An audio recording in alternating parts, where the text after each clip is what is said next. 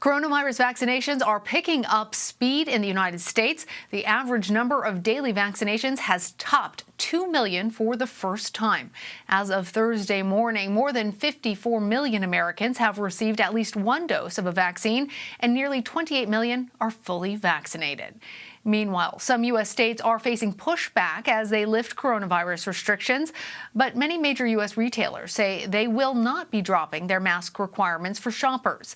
Here in the U.S., the total number of cases is nearing 29 million, and more than 520,000 people have died. Mark Strassmann begins our coverage in Hoover, Alabama. Folks, we're not there yet, but goodness knows we're getting closer. Governor Kay Ivey's playing it safe, extending Alabama's mask mandate another 5 weeks. Contrast that with Texas and Mississippi. Republican governors there announced this week they're lifting mask mandates, reversals President Biden called Neanderthal thinking. Alabama's masking extension encouraged staff at this mass vaccination clinic near Birmingham. It really signals to everybody that we are not out of the woods yet. But 5 miles away at Archie's Barbecue, General Manager Michael Manikitis had hoped the mask mandate would go away. 90% of my customer base is against it. I would say they feel like they shouldn't have to wear it. Masking rollbacks in Texas and Mississippi means 16 states will no longer have mask requirements by next week. Governor Greg Abbott says he made the right call for Texas. We no longer need government running your lives. Instead, everybody must continue to assume their own individual responsibility. Nationwide, demand for the COVID vaccine still dwarfs supply. These aerials show the line for shots today in Maryland. Federal officials say in the last week, more than 2 million shots were given every day. California's earmarking 40% of its doses for vulnerable communities. And the governor's asking everyone in the state to wear 2 masks. We are encouraging people basically to double down on mask wearing, particularly in light of all of what I would argue is bad information coming from at least 4 states in this country. Back in Alabama, the state's largest mass vaccination site is run by the University of Alabama at Birmingham. Staff administer 1,500 shots 5 days a week. They could do more if only there were more vaccine. One COVID worry among many. This virus is very crafty, and we may see variants that can escape what the vaccine is trying to do. But there's good news about vaccinating children. Pfizer and Moderna have both begun clinical trials for kids 12 and older. And the CEO of Johnson & Johnson says he expects to have a vaccine ready for kids by September, the start of the new school year. Lana? Wow, Mark. Okay, thank you. For more, let's turn to Dr. Richard Besser. He is the president and CEO of Robert Wood Johnson Foundation and the former acting director of the CDC. Dr. Besser, many of the nation's largest retailers like Target, Starbucks, and CVS say that they will be keeping their mask rules in place, even as some states are lifting restrictions. How could easing these measures threaten our vaccination and recovery efforts? Well, you know, Lana, I'm glad to see businesses stepping up and saying it's too soon to take masks off. And the reason for that, the reason I find it so concerning is that when someone decides to not wear a mask, it doesn't just affect their own risk of getting disease, getting infected. It affects the risks of those around them. So when you think about businesses and indoors, those are risky settings. It's great that they're encouraging people to continue to wear their masks. That should be a requirement across the country until we are truly out of this pandemic. Yeah, I wondered about that. Specifically, who does this pose the greatest risk to, these places lifting their mask mandates? To the customers or to the workers of these establishments? And I'm particularly thinking about the food industry. If people aren't wearing masks who are preparing the food or serving the food, does that provide an additional threat that we should be conscious of? Well, food hasn't been shown to be a very important way of transmitting disease. But the concern I have, I mean, there's many, but one is that there are millions of people who don't have a choice about whether they're leaving the house and going to work each day. People who are going to work to put food on the table and to pay the rent. And when you say that people around them don't have to wear masks, what you're also saying is that you don't really care about the increased risk to other people. I worry. We're still at a rate where there's a lot of disease happening. It's terrific that we've seen the big decline since January, but our current case totals are still higher than the peaks we saw last summer when we moved to impose these kinds of restrictions. We're still seeing more than 2,000 people in America die each day from this pandemic. And I worry that we're just getting numb to the numbers and aren't recognizing the toll this is still taking. I think that's a very important and natural response, because we are all so anxious for this to be over with and to return to our regular lives, and so it becomes so easy to want to will it into being over.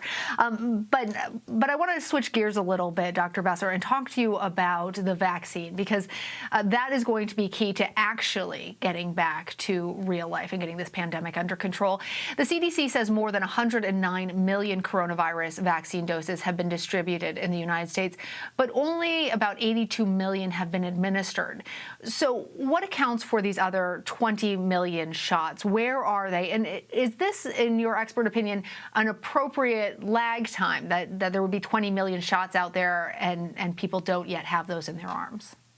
Yeah, I think we're getting there. It seems to me that every week we're getting better at the state and local level at ramping up. I serve on our state restart commission and on the 7-state regional commission for the Northeast. And what I hear from the vaccine leads from each state is that they're getting better.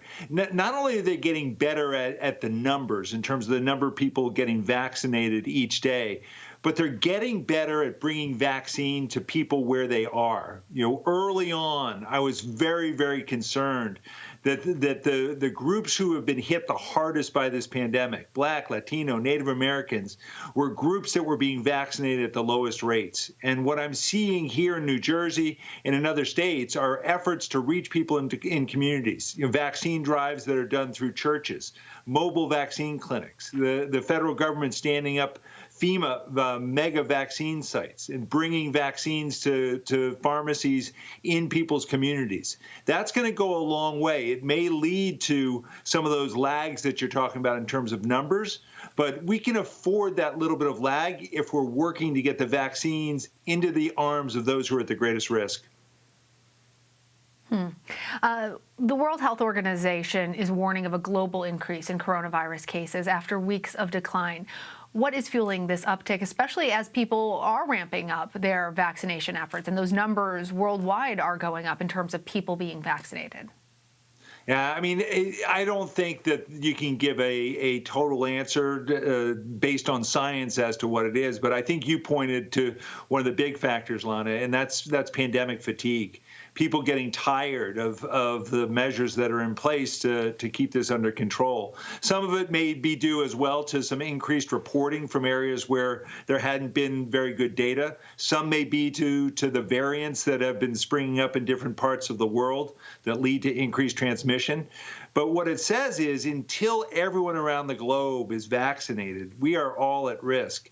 And I'm very excited that within the next few months, there's going to be enough vaccine for everyone in America who wants to be vaccinated. But we have to increase our efforts and our contributions to the global vaccine effort as well. One, because we're the wealthiest nation on the earth, and it's our ethical and moral responsibility to support other countries. But also because we are not safe here in the United States until people are vaccinated everywhere. We're seeing as these variants spring up, it increases the risk here in America as well. Well, I think that is such an important point that we have seen firsthand as we've witnessed this pandemic ravage communities across this country and across the globe. And you published an article in The Hill on Thursday titled "COVID Recovery Requires Addressing Economic Inequities." In it, you argue our policy response to the pandemic, quote, fails to recognize that one's economic health and one's physical and mental health are intertwined. For our viewers who perhaps haven't read your article yet, can you explain what we as a society should be doing better and what obligation lawmakers have to actually address these inequities? Yeah, I mean, we've seen this play out during the pandemic in a big way. It magnifies the inequities that exist every day in America. What I call out in the opinion piece is the need to address some critical basic needs that everyone in society has. And if you look around the globe at countries that have done best with the pandemic, these are needs that they meet every day. One is around housing, ensuring everyone has safe, affordable housing. We've seen during this pandemic the crisis as people's earnings go down, the risks of eviction, of people losing their homes, and the impact that has on their lives in terms of their health, as well as their economic security. Food insecurity. We've seen 50 million people in America this last year who didn't know each day whether or not they would have enough food to eat. That is something that just shouldn't be in a country that's as wealthy as ours is. Paid leave and unemployment insurance. We saw during the pandemic that the guidelines from public health in terms of staying home if you're sick, that's a great guidance to follow. But if you don't have the ability to earn an income if you're sick, you may go to work under those conditions. These are things we have to address. And for the wealthiest nation on earth, we need to ensure everyone has health insurance. That's one thing that's absolutely certain. Dr. Richard Besser, always so good to have you on our show sharing your depth of wisdom. Thank you. Thanks, Lana.